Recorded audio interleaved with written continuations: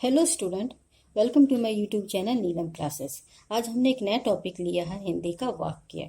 ठीक है, हम समझते हैं कि वाक्य कैसे बनते हैं, इसके अंग क्या हैं, इनके भेद क्या हैं। तो सबसे पहले हम जानते हैं कि हमको मालूम भी है कि वर्णों के मेल से शब्द का निर्माण होता है। दो वर्णों के मेल से ही शब्द का निर्माण होता है। देखिए यहाँ पे मैंने लिया है दो वर्ण, च और ल लिए है। ये दोनों वर्ण हैं, दोनों के मेल से हमने एक नया शब्द बनाया है चल। इधर भी हमने एक नया शब्द बनाया है कल। ठीक है, तो ये चल और कल जो है, ये जब शब्द बनते हैं तो ये स्वतंत्र भी होने चाहिए और सार्थक भी होने चाहिए, मतलब कि इसका कुछ अर्थ भी होना चाहिए। अब ये हमारे शब्द बन गए, जो शब्दों के मेल से ही वाक्य का निर्माण होता है। इसमें भी एक महत्वपूर्ण शर्त ये होती है कि ये क्रम में होना चाहिए और सार्थक होनी चाहिए। ठीक है ना, कि यानी कि उसका अर्थ भी होने चाहिए, वो क्रम में भी व्यवस्थित भी होनी चाहिए वाक्य। तो इसको हम समझते हैं। आगे एक नया पॉइंट है, शब्दों के उस समूह को वाक्य कहा जाता है जो सार्थक और क्रमबद्ध होता है। यहाँ पे मैंने आपको बताया कि क्रम में भी होने चाहिए और सार्थक भी होने चाहिए। तो शब्दों के उस समूह को ही वाक्य कहते हैं। इस तरह शब्द का जो निर्माण किया है, उस शब्दों के समूह को ही वाक्य कहते हैं, जो सार्थक भी हो और क्रमबद्ध भी हो, यानी कि उसका कुछ अर्थ भी निकलना चाहिए, वो क्रम में भी हो। जैसे कि यहाँ पे मैंने दो शब्द बनाए थे, चल और कल। तो इसको मैंने व्यवस्थित कर दिया कि कल चल, तो इसका कुछ अर्थ निकल रहा है कि हम कल चलेंगे, कल चलने की बात कही जा रही है। इसको हम अगर ऐसे कर देते हैं चल कल, तो हमको कुछ समझ में नहीं आया। तो इसके लिए जरूरी है कि ये सार्थक होनी चाहिए, क्रम में होने चाहिए। ठीक है, हम उदाहरण से इसको समझते हैं। जैसे मैंने यहाँ पे एक उदाहरण लिया है, सूर में आकाश दे रहा दिखाई। अब यहाँ पे देखिए, ये शब्दों का समूह तो है, लेकिन हमको ये समझ में नहीं आया, क्रम में भी नहीं है। क्रम में नहीं है तो इसका अर्थ हमें समझ में नहीं आ रहा। अगर हम इसी को इस तरह लिखते हैं कि सूर आकाश में दिखाई दे रहा है, तो ये क्या है, ये सही रूप है, क्योंकि ये क्रम में है और इसका कुछ अर्थ निकल रहा है। तो इसको हम क्या बोलेंगे, वाक्य। और ये पहला वाला जो हमने वाक्य लिया है, वो हमारा क्रम में नहीं है, तो इसका कुछ अर्थ नहीं समझ में आ रहा, तो ये एक तरह से सही वाक्य नहीं है। ठीक है, चलिए स्टूडेंट, आगे हम समझते हैं कि वाक्य परिभाषा क्या है। यहाँ पे देखिए, शब्दों से बने सार्थक, क्रमबद्ध और व्यवस्थित रचना को ही वाक्य कहते हैं।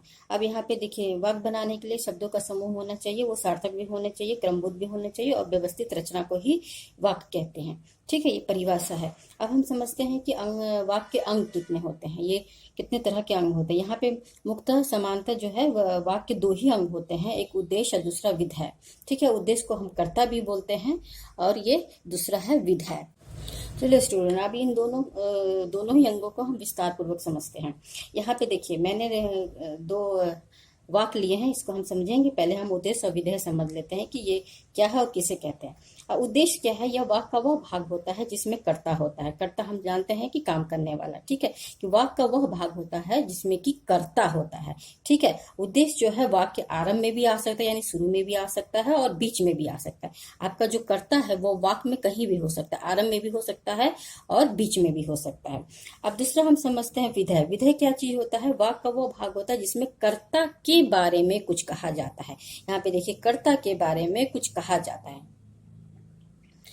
अब कुछ कहा जाता है, यानी कि कर्ता क्या कर रहा है, उसकी क्या विशेषता है, उसके अवगुण क्या है, दोष क्या है, गुण क्या, विशेषता क्या है, कर्ता के बारे में जो कुछ भी कहा जा रहा है, उसी को हम क्या बोलते हैं, विधेय बोलते हैं। अब हम समझ गए हैं कि उद्देश्य और विधेय को हम समझ गए हैं कि किसे कहते हैं। अब हम इसको वाक्य में उदाहरण से समझते हैं। पहले मैंने वाक्य लिया है कि केरल अपने हरे भरे समुद्री तटों के लिए जाना जाता है। अब इस वाक्य में देखिए, कर्ता जो है आपका केरल हो गया। ठीक है ना, वाक्य का वह भाग जिसमें कर्ता होता है, तो ये पूरे वाक्य का ये वाला भाग जो है वो आपका क्या हो गया, कर्ता हो गया।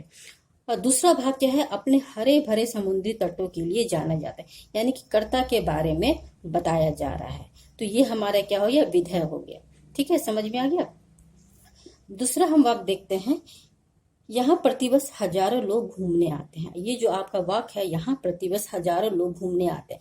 अब यहाँ पे देखिए, जो कर्ता है हमारा, वो वाक्य के बीच में है।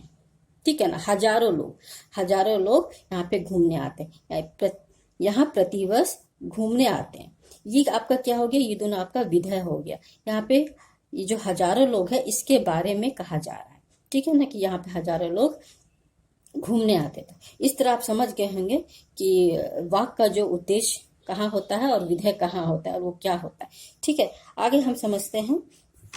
मैंने कुछ और उदाहरण लिया है, इसको आप समझते हैं। जैसे कि एक और उदाहरण लिया कि सड़क पर एक पर्स पड़ा है। देखिए यहाँ पे सड़क पर एक पर्स पड़ा है। अब इस वाक्य में आपका जो उद्देश्य यानी कर्ता जो है वो एक पर्स हो गया। एक पर्स कहाँ पड़ा हुआ है, वो सड़क पे पड़ा हुआ है, तो ये आपका उद्देश्य हो गया। और सड़क पर और पड़ा है, ये आपका विधेय हो। चलिए कुछ और उदाहरण से हम समझते हैं तो और अच्छे से क्लियर हो जाएगा। अब यहाँ पे मैंने एक उदाहरण लिया है कि थैला में सामान रखा है। यहाँ पे देखिए थैला में सामान रखा है। अब ये जो सामान है आपका उद्देश्य हो गया। ये सामान कहाँ रखा हुआ है, थैला में रखा हुआ, तो थैला में और रखा, ये आपका क्या हो गया, विधेय हो गया। ठीक है, दूसरा सेंटेंस हम समझते हैं कि जंगल में अनेक पशु पक्षी रहते हैं। अब जंगल में अनेक पशु पक्षी रहते हैं, अनेक पशु पक्षी जो है आपका उद्देश्य हो गया, और जंगल में रहते हैं ये आपका विधेय हो गया। यानी कि ये आपका उद्देश्य हो रहा है, इसके बारे में ही कहा जा रहा है, तो ये जो कहा जा रहा है वो विधेय हो गया। यानी कि जंगल में और रहता है, ये आपका विधेय हो गया। दूसरे वाक्य में हम देखते हैं आजकल तुम दिखाई नहीं देते। ठीक है, अब यहाँ पे देखिए तुम जो है उद्देश्य हो गया, क्योंकि इसके बारे में ही कहा जा रहा है कि आजकल नहीं दिखाई नहीं दे रहे कि जो भी है, तो आजकल और दिखाई नहीं देते, ये आपका क्या हो गया, विधेय हो गया। ठीक है ना। अब एक और उदाहरण से हम समझते हैं। बाजार में बहुत भीड़ दिखाई दे रही है। बहुत भीड़ यानी कि ये आपका उद्देश्य हो गया, कर्ता हो गया इस वाक्य का, और बाजार में और दिखाई दे रही है इस वाक्य का विधेय हो गया। यानी कि इस उद्देश्य के बारे में ये कहा जा रहा है। ठीक है, समझ में अब आ गया होगा कि एक वाक्य में उद्देश्य कहाँ होता है, वो क्या होता है, और विधेय कहाँ होता है और क्या होता है। ठीक है, अब कभी कभी ऐसे सेंटेंस होते हैं, जैसे कि हम देख सकते हैं, कभी कभी तुम या आप अथवा कोई नाम वाला उद्देश्य लुप्त होता है। कभी कभी हम सेंटेंस में देखते हैं, वाक्य में देखते हैं कि उसमें कुछ कर्ता नहीं होता है, तो हम तब कैसे पहचानेंगे, तब उस तरह के वाक्य कैसे होते हैं। यहाँ पे उदाहरण देखिए, सुबह उठकर थोड़ा अभ्यास करो। यहाँ पे कर्ता नहीं है, कर्ता विलुप्त है। ठीक है ना, तो सुबह उठकर थोड़ा अभ्यास करो, तो इस तरह के भी इस तरह के वाक्य को भी हम सही वाक्य कहते हैं। ठीक है, ये गलत नहीं है। अब हम चलते हैं दूसरे उदाहरण में। यहाँ बैठकर अपना समय बर्बाद ना करो। अब इसमें भी क्या है, आपका उद्देश्य जो है, कर्ता जो है वो लुप्त है। ठीक है, आप समझ गए होंगे। अब हम आगे समझते हैं उद्देश्य और विधेय का विस्तार। उद्देश्य और विधेय का विस्तार क्या चीज होता है, इसको हम समझते हैं। देखिए स्टूडेंट, कभी कभी उद्देश्य या विधेय से पहले उनसे जुड़े कुछ पद होते हैं। जो आपका उद्देश्य होता है, जो विधेय होता है, उससे संबंधित कुछ ऐसे पद पहले जुड़े हुए होते हैं। उसी को हम क्या बोलते हैं, उद्देश्य और विधेय का विस्तार। पहले जुड़े हुए होते हैं, बाद में नहीं, पहले की बात हो रही है। ठीक है ना, इसको हम उदाहरण से समझते हैं। देखिए अब इसका उदाहरण क्या है, उदाहरण से अच्छे से स्पष्ट हो पाएगा। एक उदाहरण मैंने लिया है। हमारे घर के सामने रहने वाला विनय जी आज अपने पद से रिटायर हो रहे हैं। विनय जी जो क्या है, वो इस वाक्य का उद्देश्य है। इसके बारे में क्या कहा जा रहा है कि हमारे घर के सामने रहने वाला है। ठीक है ना, तो ये आपका उद्देश्य है। उसके पहले इससे संबंधित कुछ पदों को जोड़ा गया, तो यही हमारा क्या हो गया, उद्देश्य और विधेय का विस्तार हो गया। ठीक है, तो आप समझ गए होंगे, और वाक्य के भेद हम अगले वीडियो में पढ़ेंगे।